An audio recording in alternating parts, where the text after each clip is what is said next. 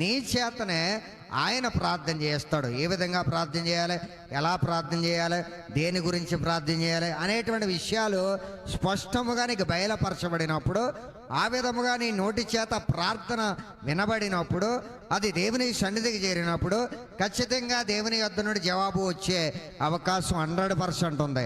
లేదండి నాకు నచ్చినట్లుగా నేను చేసుకుంటాను అంటే ఎప్పటికీ నీకు జవాబు రాదు. ఎందుకంటే ఈరోజు నీ హృదయములను పరిశోధించేది ఎవరో?